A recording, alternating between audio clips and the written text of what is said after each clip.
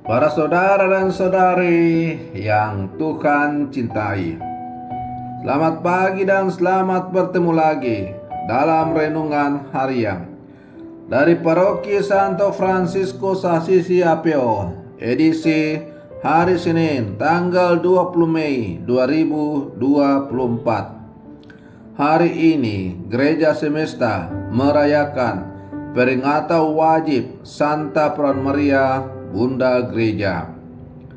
Mengawali hari yang baru ini, kita hendak mendengar dan merenungkan sabda Tuhan. Marilah sebelum kita mendengar dan merenungkan sabda Tuhan, kita berdoa. Dalam nama Bapa dan Putra dan Roh Kudus. Amin. Allah Bapa yang Maha Rahim, ketika Putra Tunggalmu dipaku pada kayu salib, Ia menetapkan Santa Peran Maria, ibunya, menjadi ibu kami juga. Semoga berkat bimbingan kasih-Nya, gerejamu makin hari makin subur dan bersukacita atas kekudusan anak-anaknya, serta menarik keluarga semua bangsa ke dalam haribaannya. Bersabdalah ya Tuhan, kami siap mendengarkan. Terpujilah Engkau Bapa, Putra dan Roh Kudus, ini dan sepanjang segala masa. Amin. Para saudara dan saudari yang Tuhan cintai, sabda Tuhan yang hendak kita dengar dan kita renungkan untuk mengawali hari yang baru ini diambil dari Injil Yohanes pasal 19 ayat 25 sampai 34. Tuhan bersamamu. Inilah Injil suci menurut Yohanes.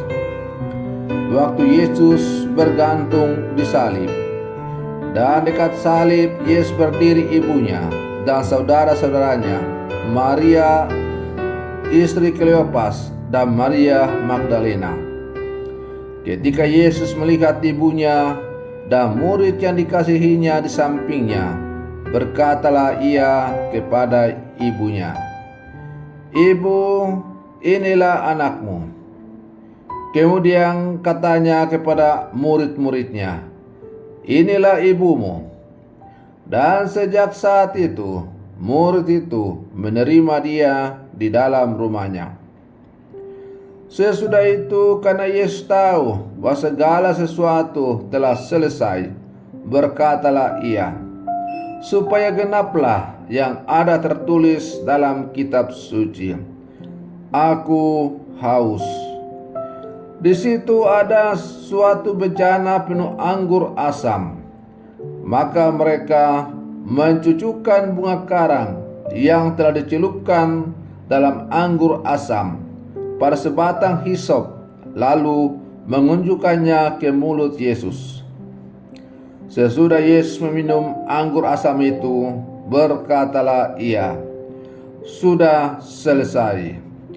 Lalu ia menundukkan kepalanya dan menyerahkan nyawanya. Karena hari itu hari persiapan, dan supaya pada hari Sabat mayat-mayat itu tidak tinggal tergantung pada kayu salib, sebab Sabat itu adalah hari yang besar, maka datanglah orang-orang Yahudi kepada Pilatus dan meminta kepadanya supaya kaki orang-orang itu dipatahkan dan mayat-mayatnya diturunkan.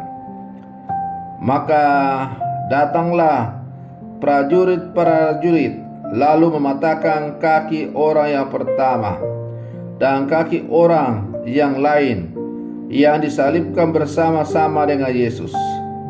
Tetapi ketika mereka sampai kepada Yesus dan melihat bahwa ia telah mati, mereka tidak mematahkan kakinya.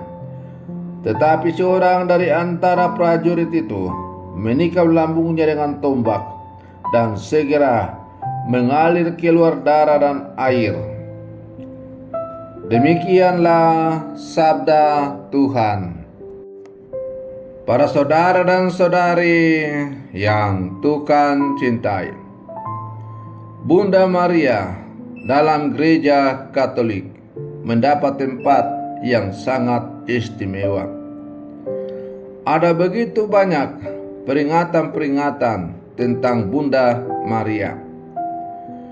Misalnya bulan Maria, bulan Mei, dan bulan Oktober dipersembahkan secara khusus untuk menghormati Bunda Maria. Dan masih banyak lagi. Hari ini gereja merayakan atau memperingati secara khusus Perawan Maria, Santa Peran Maria, Bunda Gereja. Bunda Maria adalah Bunda Yesus dan Bunda Gereja, Bunda para Rasul. Bunda Maria tidak hanya hadir dalam hidup Yesus dari lahir sampai mati, tetapi juga dalam hidup para rasul, dari perjamuan di Kana sampai hari Pentakosta. Pada bulan Maria ini kita mengenang bahwa Bunda Maria adalah Bunda kita juga. Santa Maria Bunda Allah, doakanlah kami yang berdosa ini sekarang dan waktu kami mati. Adalah salah satu bagian dari doa Salam Maria yang selalu kita daraskan. Kita percaya bahwa Bunda Maria akan mendampingi kita sampai akhir hidup kita. Dia akan selalu menjadi pelindung dan penolong kita. Maka dari itu kita perlu rajin-rajin meminta pertolongan kepadanya lewat pendarasan doa rosario.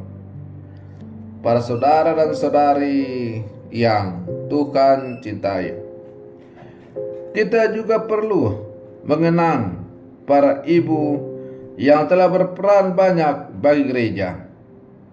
Meskipun mereka seperti Bunda Maria tidak memegang jabatan kepemimpinan dalam gereja, para ibu telah ikut ambil bagian dalam perkembangan dan pemeliharaan gereja dengan mendidik anak-anak mereka menjadi orang Katolik yang baik, mengurus rumah tangga mereka seturut kehendak Tuhan, ikut aktif dalam kegiatan sosial, mendorong putra-putri mereka menanggapi panggilan imam secara khusus, mendorong putra mereka menjadi imam, menawarkan panggilan hidup membiara kepada putra-putri mereka, dan mendoakan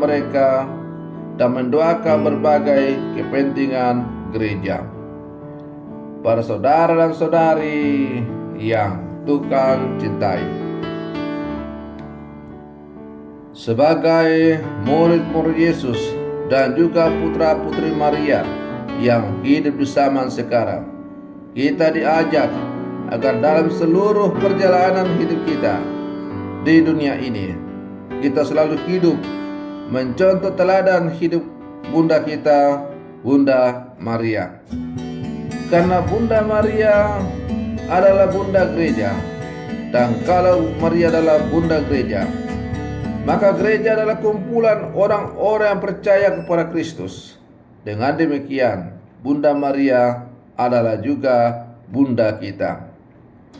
Sebagaimana seorang ibu yang selalu mendidik anak-anaknya untuk menuju ke jalan yang baik, ke arah yang baik, maka demikian juga sebagai putra-putri Maria, kita harus menghidupi apa yang ia hidupi, apa yang ia ajarkan, apa yang ia jalankan dalam seluruh kehidupan.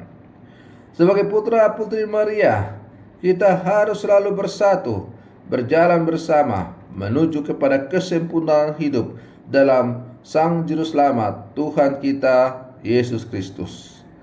Para saudara dan saudari yang Tuhan cintai, semoga perlindungan saya untuk mengawali hari yang baru ini semakin menghantar kita menjadi putra-putri Maria, murid-murid Yesus yang sejati di zaman sekarang. Selamat pagi, Tuhan Yesus memberkati.